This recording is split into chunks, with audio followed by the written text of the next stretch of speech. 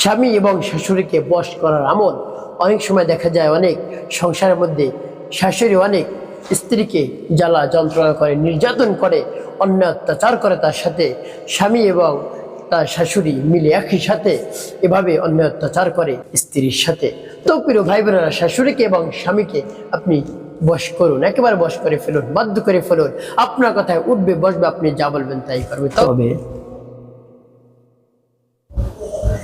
তবে যে সময় আপনার বসে চলে আসবে, বাধ্য হয়ে যাবে, তারপর আপনি একটি কাজ করবেন না, সেটি হলো তার সাথে খারাপ ব্যবহার করবেন না, অর্থাৎ সুযোগের সদ্ব্যবহার আপনি করবেন না।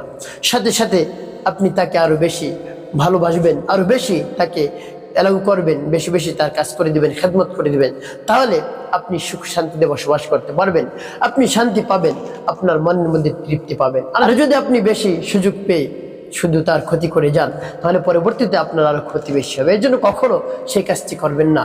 যখন বয়স হয়ে যাবে, স্বামী বয়স হয়ে যাবে, স্ত্রী বয়স হয়ে যাবে, তখন বেশি বেশি তাদের খেদমত করবেন।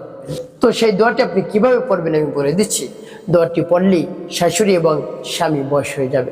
আপনি শুরুতেই উত্তম রূপে পবিত্রতা অর্জন করে পবিত্র স্থানে কিবলামুখী হয়ে বসবেন। এরপরে জীবনের সমস্ত গুনার কথা স্মরণ করে ক্ষমা প্রার্থনা করবেন। আস্তাগফিরুল্লাহ রাব্বি মিন কুল্লি যামবি ওয়া আতুবু ইলাইহি লা হাওলা ওয়া লা কুওয়াতা ইল্লা বিল্লাহিল আলিয়্যিল আযীম। এভাবে যখন পাঠ করা হয়ে যাবে, তারপর তিনবার দুরূদ শরীফ সাল্লাল্লাহু আলাইহি ওয়াসাল্লাম, সাল্লাল্লাহু আলাইহি ওয়াসাল্লাম, সাল্লাল্লাহু আলাইহি ওয়াসাল্লাম, ইস্তিগফার এবং দুরূদ শরীফ যখন পাঠ করা হয়ে যাবে, এরপরে সেই দোয়াটি পাঠ করবেন। প্রিয় ভাই বোনেরা, শাশুড়ি আর স্বামী বাধ্য হয়ে যাবে। এভাবে আপনি আমল করবেন, বিশ্বাস নিয়ে, আস্থা নিয়ে, তাহলে অবশ্যই উপকৃত হতে পারবেন।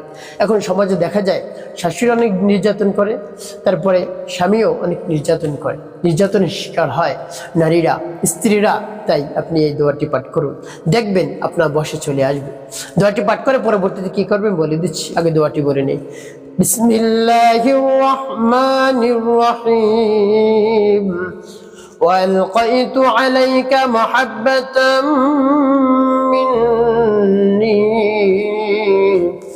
وألقيت عليك محبة مني وألقيت عليك محبة مني وألقيت عليك محبة مني।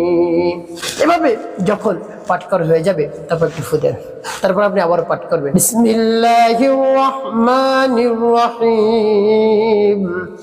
وألقيت عليك محبة مني وألقيت عليك محبة مني وألقيت عليك محبة مني وألقيت عليك محبة مني।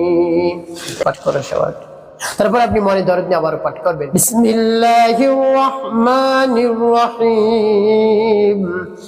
وألقيت عليك محبة مني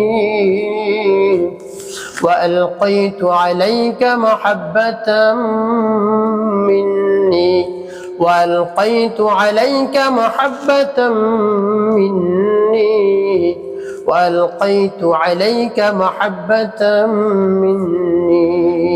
পাঠ করে সবাই এভাবে কতবার পাঠ করবেন? গুনি গুনি 11 বার পাঠ করবেন।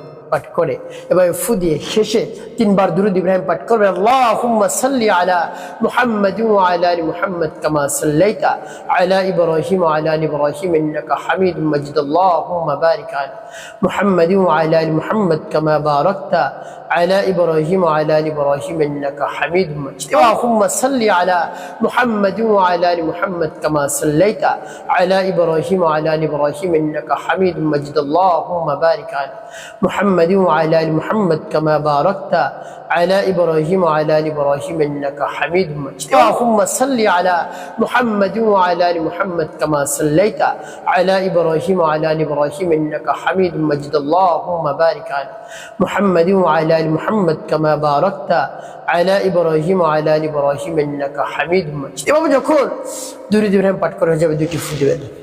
প্রিয় ভাই বোনেরা, আপনার আমলটি করা শেষ। এখন কি করবেন? এখন আপনি আল্লাহ রাব্বুল আলামিনের দরবারে হাত উত্তোলন করবেন, হে আল্লাহ, স্বামী আমাকে অন্যায়ভাবে অত্যাচার করে, তারপরে শাশুড়ি অনেক জ্বালা যন্ত্রণা করে, নির্যাতন করে, জুলুম করে, হে আল্লাহ সহ্য করতে পারছি না, আপনি তাদেরকে বশ করে দিন, বাধ্য করে দিন, মনকে নরম করে দিন, গলিয়ে দিন, আমি যেন সুখে শান্তিতে সংসার করতে পারি। এভাবে বলবেন, অবশ্যই মা বোনেরা সুখে শান্তিতে বসবাস করতে পারবেন। স্বামী বাধ্য হবে, তারপর স্ত্রী বাধ্য হবে, আপনার কথা উঠবে বসবে। তো এভাবে আপনি আমল করুন, বিশ্বাস নিয়ে অবশ্যই উপকৃত হতে পারবেন। একটি কথা মনে রাখতে হবে, 5 ওয়াক্ত নামাজ আদায় করতে হবে, মানুষের খেদমতে কল্যাণে কাজ করবেন, অবশ্যই আপনার জীবন হবে সুখময় এবং শান্তিপূর্ণ ইনশাআল্লাহ।